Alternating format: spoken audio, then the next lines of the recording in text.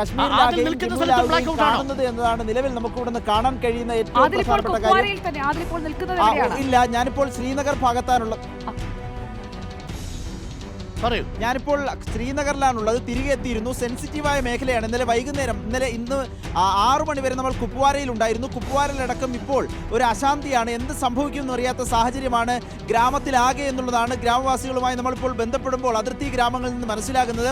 ഏറ്റവും അടുത്ത് പ്രത്യേകിച്ച് ഉറിയിലാകട്ടെ സലാമാബാദിന് സമീപമായി കുപ്വാരയിലെ ചൗക്കിബലിൽ നമ്മളിന്ന് പോയിരുന്നു. അവിടെയും തൊട്ടടുത്താണ് പാകിസ്ഥാന്റെ ആർമി പോസ്റ്റ് ഉള്ളത്. അവിടെ നിന്നും ഷെല്ലുകൾ വരാനുള്ള സാധ്യത, ആ രൂപത്തിൽ ആളുകളൊക്കെ മാറി തുടങ്ങുന്നു എന്നുള്ളതാണ് നിലവിൽ അറിയുന്നത്. പ്രത്യേകിച്ച് കശ്മീരിന്റെ മേഖല, കശ്മീർ വടക്കൻ കശ്മീരിന്റെയും തെക്കൻ കശ്മീരിന്റെയും അതിർത്തി മേഖലകളാകെ പ്രത്യേക ജാഗ്രതയിലാണ്. ആളുകളെ ബങ്കറുകളിലേക്ക് മാറ്റിക്കൊണ്ടിരിക്കുന്നു എന്നാണ് മനസ്സിലാക്കുന്നത്. ഉറിയിലെ പ്രധാനപ്പെട്ട ഗ്രാമങ്ങൾ, ഒപ്പം കുപ്വാരയിലെ പ്രധാനപ്പെട്ട ഗ്രാമങ്ങൾ, ഇവിടെ നിന്നൊക്കെ ആളുകളെ മാറ്റുന്നു എന്നുള്ളതാണ് കശ്മീരിൽ നിന്നുള്ള കാഴ്ച.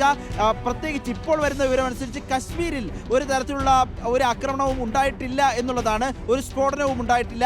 ഒരു തരത്തിലുള്ള ബുദ്ധിമുട്ടും കശ്മീർ മേഖലയിൽ ഇതുവരെ ഉണ്ടായിട്ടില്ല. പക്ഷേ എന്തും സംഭവിക്കാമെന്ന നിലയിലാണ് കശ്മീരിന്റെ അതിർത്തി മേഖലയുള്ളത്. ഇപ്പോൾ സംഭവിക്കുന്നത് ജമ്മു മേഖലയിലാണെന്ന് മനസ്സിലാക്കുന്നു. കശ്മീർ മേഖലയിലും എന്തും സംഭവിക്കാം എന്ന രൂപത്തിലാണ് കശ്മീരിലെയും സ്ഥിതി ഉള്ളത്.